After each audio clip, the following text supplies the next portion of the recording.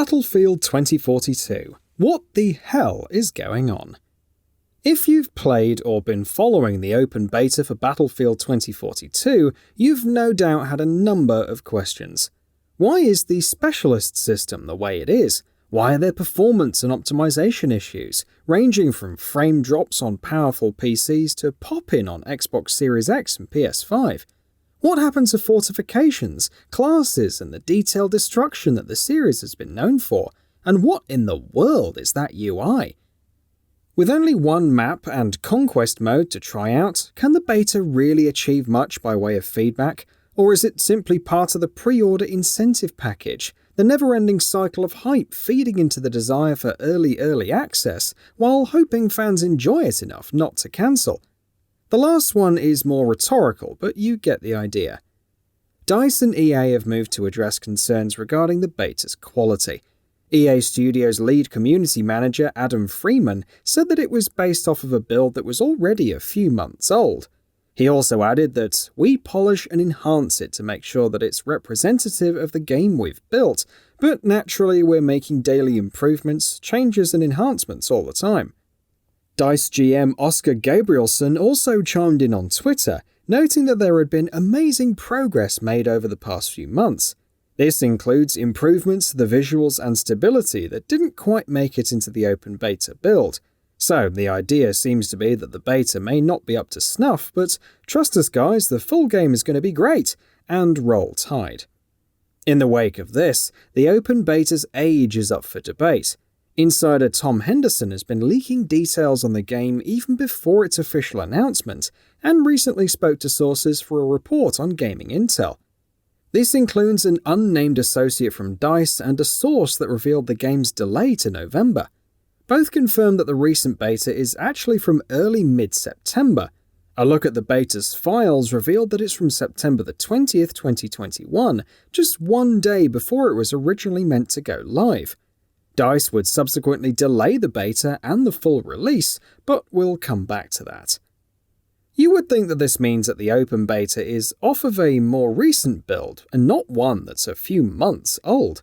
Even if that's not quite the case, the date in the files indicates that it was delayed by a few weeks, and DICE made no changes or improvements before it went live in October. There are many possible reasons for this. The developer probably took a long look at the current state of the game and decided to delay it to allow for more polish. The beta, whether it's actually based on a months-old build or not, was placed by the wayside to provide more resources for the full game. After all, early access for the release begins on November 12th for Gold and Ultimate Edition owners, which is a week before its global release. That period will be even more critical, since any issues could affect critical and fan reception, and of course sales in the long term. In light of all this, you'd think that something weird is going on behind the scenes with development. Sure, this is the biggest Battlefield ever, and it has multiple studios working on it, from DICE and Criterion Games to Ripple Effect, formerly DICE LA. But it's inherently a DICE-led game, and the studio's last release, Battlefield 5, isn't universally loved by its community. As it turns out, there have been problems with development. In the same report by Henderson, the same sources said that management, composed of figures who worked on Star Wars Battlefront 2, has been less than ideal. Management is allegedly not committed enough to the project, with creative being simply told to do X, Y, and Z, Henderson noted. Any concerns usually fell on deaf ears, resulting in problems that could have been fixed early on. After his report, Henderson would reveal in some recent tweets that Battlefield 2042 actually started out as a Battle Royale title. Along the way, it morphed into a more traditional Battlefield title, but when exactly this happened is unknown. It's a fairly strong statement to make, and Henderson claims that he has evidence to support this. We'll need to wait until such evidence is revealed, but certain design choices suddenly start to make more sense.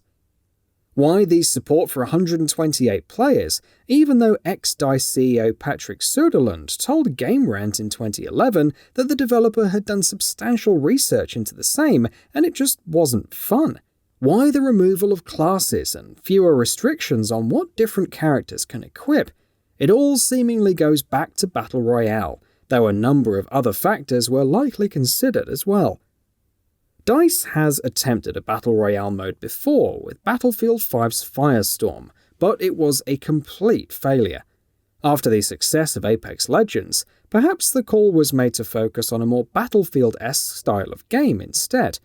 The monetization of skins for specialists is likely another reason for their implementation, since it's worked so well for a number of multiplayer titles throughout the years. If we're being super cynical, one could also believe that the deviation away from Battle Royale was in order to sell a premium product, while also benefiting from excessive monetization. How Battlefield Portal and Hazard Zone fits into this business plan is unknown. Perhaps DICE wanted to provide some fan service to long-time players.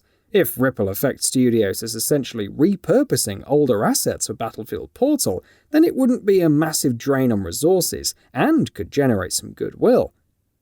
Hazard Zone, if the rumors are true, could be viewed as trying to cash in on the success of Escape from Tarkov, but how that could be monetized is unclear. Even the lack of a campaign makes sense when you consider the number of multiplayer-centric titles that have been successful without it. Whether you believe the development troubles are as concerning as Henderson's sources claim, to the extent that some employees are worried for their jobs, or if the game actually began as a Battle Royale title or not, is ultimately up to you. One thing is very clear though, Battlefield 2042 seems to be lacking in a clear vision. It looks to be abandoning many of the tenets that helped it stand out in the past, while leaning into more bombastic elements, like massive weather effects and lots of players. It's chasing trends, but also trying to be new, presenting itself as the tried-and-true Battlefield that fans love, but without much of what actually made the game so iconic and enjoyable. Time will tell if this strategy pays off. But if the recent beta is any indication, then DICE has a long road ahead, one paved with post-launch fixes and revamps. This is on top of having to add new content for 3 different modes in the coming years. Whether it succeeds or fizzles out like Battlefield 5 will be revealed years down the line. But given the failure of EA's non-sports live service titles, you'd think that hindsight would be 2020 by now. So what are your thoughts on this? Go ahead and share them in the comments below. And if you like this video, please subscribe to the channel and enable all notifications by clicking the bell icon to get new video updates. We upload every day and would really appreciate your support. Thanks for watching.